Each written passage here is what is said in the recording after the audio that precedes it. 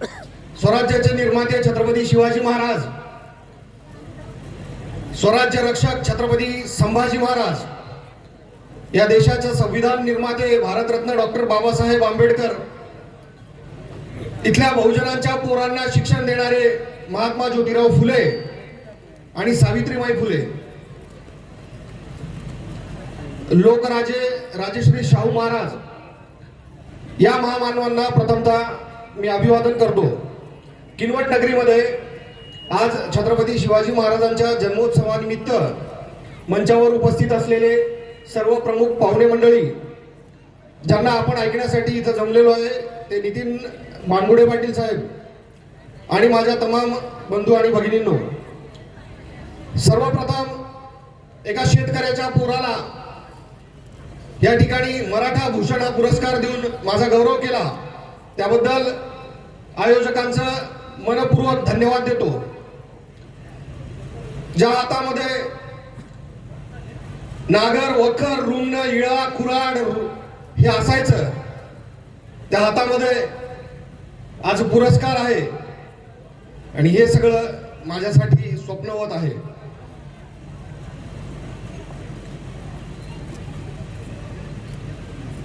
हा पुरस्कार घेऊन माझं मन अगदी भरून आलेलं आहे। ज्या पद्धतीनं अंगणवाडीमध्ये लहान लेकराला बाराखडी आल्यानंतर त्याचे गुरुजी असतील किंवा त्याचे आई वडील असतील, ते त्याला जवळ बोलून त्याच्या पाठीवरून जो हात फिरवतात, त्यानंतर त्या विद्यार्थ्याच्या चेहऱ्यावर जो निरागस आनंद असतो, तशीच अवस्था सध्या माझी झालेली आहे।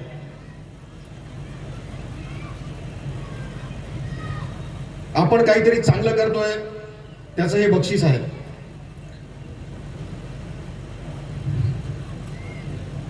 लहानपणापासूनच छत्रपती शिवाजी महाराजांविषयी प्रचंड अट्रॅक्शन होतं। नेहमी वाटायचं की आपण सुद्धा एखाद्या मावळ्याप्रमाणे तलवार घेऊन लढाई लढावी, काहीतरी करावं। पण जसं जसं मोठं होत गेलो तसं तसं कळायला लागलं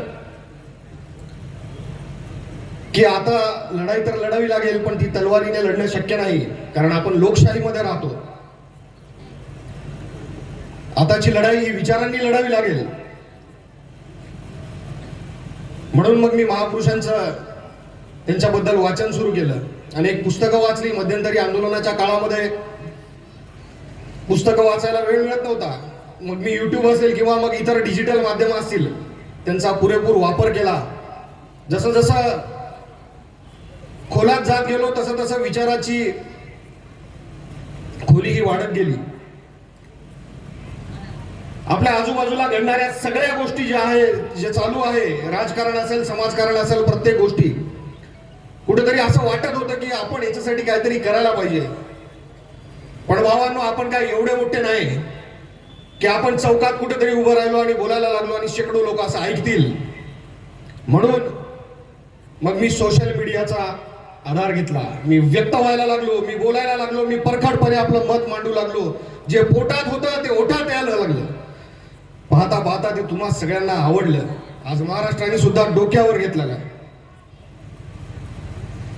हे सगळं सुरू असताना आज मला अनेक फोन येतात, रोज खूप मोठमोठ्या लोकांची फोन येतात। ते कौतुक करतात, स्तुती करतात, शुभेच्छा देतात, आनंद व्यक्त करतात। आणि काही लोक, म्हणजे ते सगळेच लोक काळजी सुद्धा व्यक्त करतात की बाबा त्रिशूल जरा दमाने घे, आजकाल लोक चांगले नाही, हा जमाना खूप खराब आहे, हे राजकारणी लोक कोणाचेच नसतात,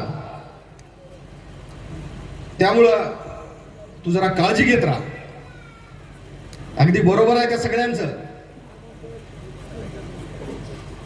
पण भावांनो, मी त्यांना सुद्धा एक सांगतो, डर सबको लगता है। पण मग मी पोवाडे ऐकत असतो, अरे समरभूमीचे सनदी मालक, काय सॉरी ते मी समरभूमीचे सनदी मालक, शतयुद्धांचे मानकरी,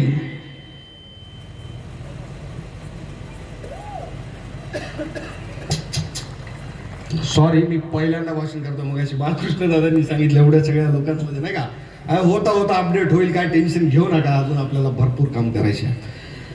चला, समरभूमीचे सनदी मालक, शतयुद्धांचे मानकरी, अरे जात आमुची रणफंदीची कोणा महा भयभीत करी. या पुरस्काराबद्दल पुन्हा एकदा धन्यवाद देतो. या पुरस्काराला न्याय मिळेल हे काम इथून पुढे सुद्धा आपल्या हातून नेहमी घडत राहणार हा शब्द देतो आणि थांबतो. जय शिवराय.